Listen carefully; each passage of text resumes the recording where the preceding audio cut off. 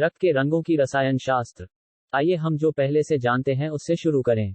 अधिकांश लोगों ने सीखा होगा कि मानव रक्त, साथ ही अधिकांश अन्य कशेरुकियों का, हीमोग्लोबिन के परिणामस्वरूप लाल होता है। लाल रक्त कोशिकाओं में पाया जाने वाला एक बड़ा प्रोटीन जिसमें इसकी संरचना के भीतर लोहे के परमाणु होते हैं।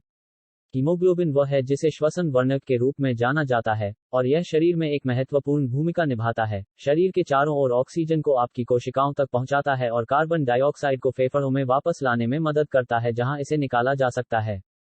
बड़े प्रोटीन में 4 छोटी इकाइयां होती हैं जिनमें स्वयं हीम नामक छोटे खंड होते हैं, जिनमें से प्रत्येक में एक लोहे का परमाणु होता है। यह ऑक्सीजन को बांध सकता है। लाल रक्त कोशिकाओं को उनकी ऑक्सीजन परिवहन क्षमता प्रदान करता है। हीमोग्लोबिन के रंग के लिए लोहे के परमाणु भी जिम्मेदार होते हैं।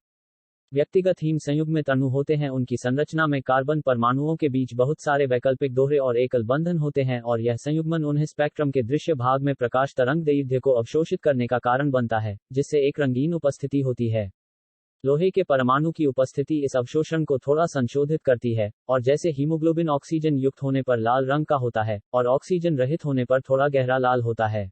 यह आमतौर पर माना जाता है कि ऑक्सीजन रहित रक्त नीला होता है। आखिरकार, यदि आप अपनी किसी भी नस में अपनी त्वचा को देखते हैं, जो आपके शरीर की कोशिकाओं से ऑक्सीजन रहित रक्त को दूर ले जाती है, तो उनका एक निश्चित नीला ग्रे रंग होता है। हालांकि, यह उपस्थिति वास्तव में रक्त और त्वचा और नसों को ढकने वाले ऊतक दोनों के साथ प्रकाश की बातचीत के कारण होती है।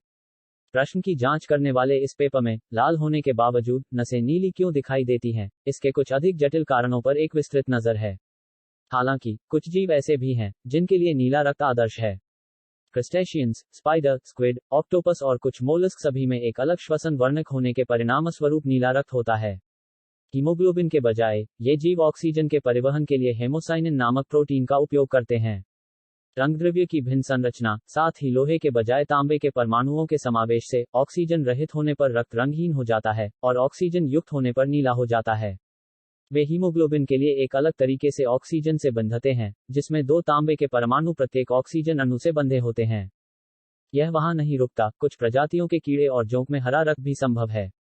यह एक दिलचस्प बात है। इसमें क्लोरोक्लूरिन की अलग अलग इकाइयां, प्रोटीन जो हरे रक्त रंग की ओर ले जाती है, वास्तव में हीमोग्लोबिन के समान ही होती है।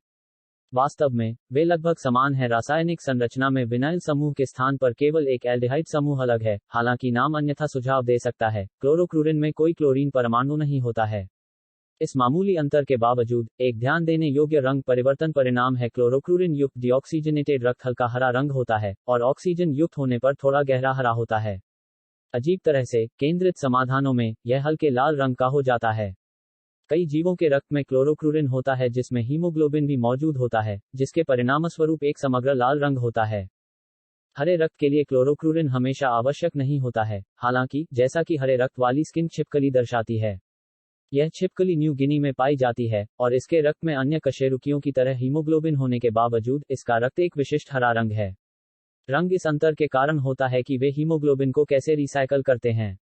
मनुष्य यकृत में हीमोग्लोबिन का पुनर्चक्रण करता है, इसे पहले बिलीवडीन और फिर बिलीरुबिन में तोड़ता है। हालांकि, छिपकली बिलीवडीन को और अधिक तोड़ने में सक्षम नहीं है, इसलिए यह उनके रक्त में जमा हो जाती है, जिससे हीमोग्लोबिन के लाल रंग पर काबू पाने के लिए पर्याप्त हरा रंग मिलता है। अंत में, बैंगनी रक्त भी संभव है, हालांकि समुद्री कृमियों की एक सीमित सीमा में, बल्कि दुर्भाग्य से नामित लिंग कीड़े सहित।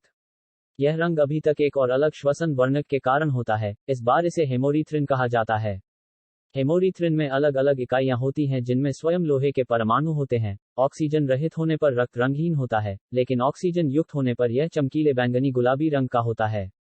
अधिकांश अन्य श्वसन वर्णकों की तरह, यह हीमोग्लोबिन की तुलना में बहुत कम कुशल है। कुछ मामलों में केवल 1/4 ऑक्सीजन ले जाने की क्षमता होती है।